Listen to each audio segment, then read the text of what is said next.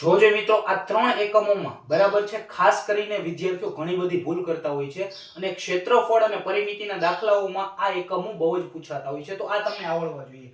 1 centimetre બરાબર છે, તો મિત્રો 1 સેન્ટીમીટર એટલે 10 mm થાય. શું થાય મિત્રો? 10 mm થાય બરાબર છે. પરંતુ તમને એક્ઝામમાં એવું કે 1 સેન્ટીમીટરનો વર્ગ, 1 સેન્ટીમીટરનો વર્ગ કરવાનો કે તમારે આનોય વર્ગ કરવો પડે, તો 10 નો વર્ગ તમે કરો એટલે કે 10 ગુણ્યા 10 કરો તો શું થાય? તો કે 100 થાય, એટલે કે 100 mm નો વર્ગ. એટલે કે 1 સેન્ટીમીટરનો વર્ગ બરાબર શું થાય? તો કે 100 mm નો વર્ગ બરાબર છે. હવે 1 મીટર, 1 મીટર એટલે શું થાય મિત્રો? તો કે 1 મીટર એટલે 100 સેન્ટીમીટર થાય બરાબર છે. 1 મીટર એટલે 100 સેન્ટીમીટર થાય. હવે તમને એમ કહેવામાં આવે તો કે 1 મીટરનો વર્ગ, તો આનો પણ વર્ગ થાય 100 નો વર્ગ બરાબર છે. તો 100 નો વર્ગ કેટલો થાય મિત્રો? તો કે 10000 થાય.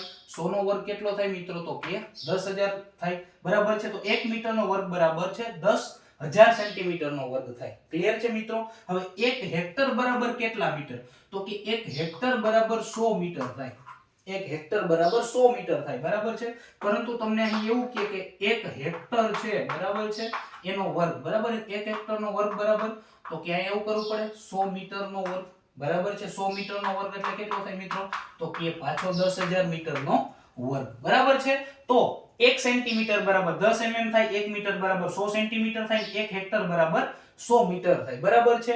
પરંતુ જો 1 સેન્ટીમીટરનો વર્ગ કીએ બરાબર છે તો 100 મિલીમીટરનો વર્ગ, 1 મીટરનો વર્ગ કીએ તો 10000 સેન્ટીમીટરનો વર્ગ અને 1 હેક્ટરનો વર્ગ કીએ તો 10000 મીટરનો વર્ગ થાય બરાબર છે મિત્રો. વિડિયો કેવો લાગ્યો કોમેન્ટ સેક્શનમાં મને જરૂર જણાવજો. Thank you so much.